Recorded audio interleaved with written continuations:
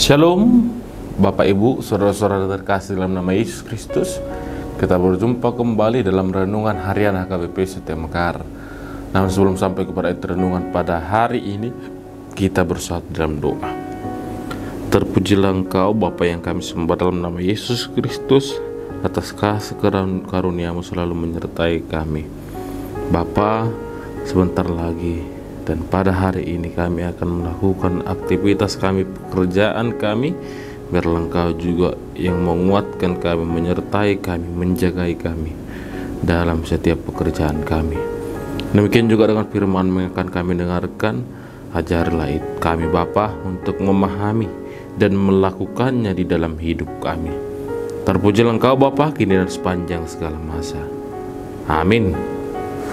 Bapak Ibu, saudara-saudara terkasih, firman Tuhan yang menjadi ayat renungan pada kita di hari ini, di hari Selasa tanggal 22 Juli 2025, yaitu terangkat dari kitab 2 Korintus pasalnya yang keempat, ayatnya yang ketujuh. 2 Korintus pasal yang keempat, ayat yang ketujuh. Saya bacakan firman Tuhan untuk kita semua. Tetapi harta ini kami punyai dalam bejana tanah liat, supaya nyata bahwa kekuatan yang melimpah-limpah itu berasal dari Allah, bukan dari diri kami. Dalam bahasa Batak saya bacakan, halai di bagasan inganan namura matapor do artanamion, asa di batana punah hagogoon na sumurungi unang hami.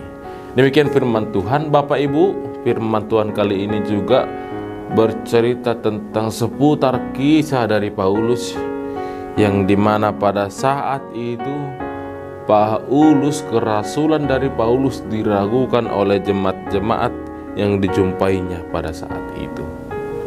Banyak yang beranggapan bahwa Paulus bukanlah benar-benar rasul Tuhan dan yang meragukan firman Tuhan yang diberitakannya.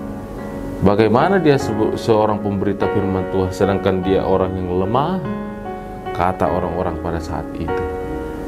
Nyatanya dia banyak juga menghadapi hukuman, sering dia dalam penderitaan, sehingga hal itu meragukan orang-orang yang ditemui Paulus pada saat itu dan meragukan juga firman yang diberitakan Paulus. Namun Bapak Ibu, Paulus tidak langsung emosi, tidak langsung marah atau sakit hati ketika orang-orang meragukan, merendahkan firman Tuhan yang dia beritakan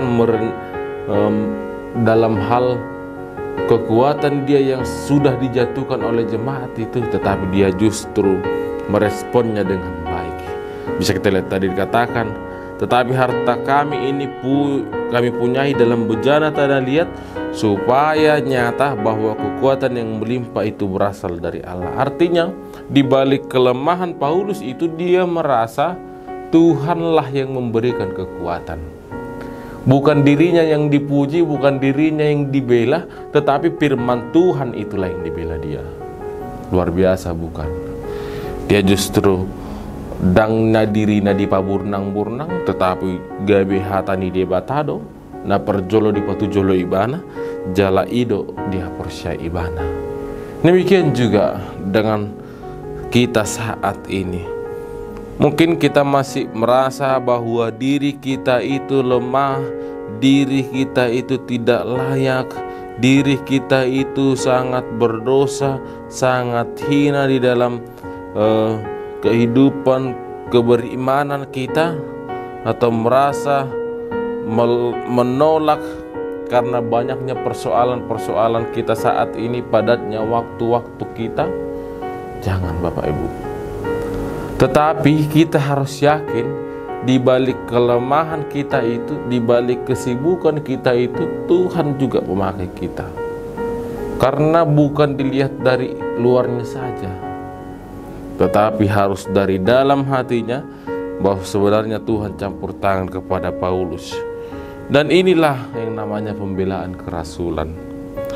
Ini yang menegaskan bahwa pelayan Tuhan tidak diukur dari kekuatan manusia, tetapi dari kesetiaannya kepada Injil dan ketergantungannya pada kuasa Allah.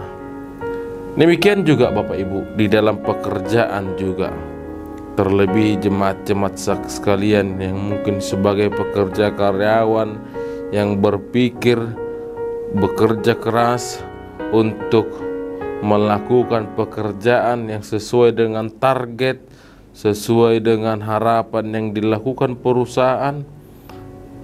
Mari kita ubah mindset kita, bahwa dalam pekerjaan itu kita bukanlah untuk menyenangkan hati mereka saja, mengejar target saja, dan kita mungkin menjadi bekerja tidak jujur hanya untuk mengejar target itu. Hal itu adalah yang harus kita ubah Bapak Ibu. Mari kita bekerja tetap setia, tetap pada koridor Tuhan. Dalam pekerjaan juga demikian. Karena ingat, kita bekerja bukan hanya untuk perusahaan itu saja, tapi kita bekerja hanya untuk Tuhan, karena Tuhan sudah berikan pekerjaan itu untuk kita. Mari kita jangan semakin lemah. Mari kita untuk tetap kuat, merendahkan diri kita, biar Tuhan yang bekerja atas diri kita, biar Tuhan yang menguatkan kita, biar Tuhan yang pakai hidup kita menjadi pemberitaan bagi firman Tuhan. Amin. Demikian firman Tuhan Bapak Ibu. Selamat beraktivitas, selamat bekerja. Tuhan Yesus memberkati. Shalom.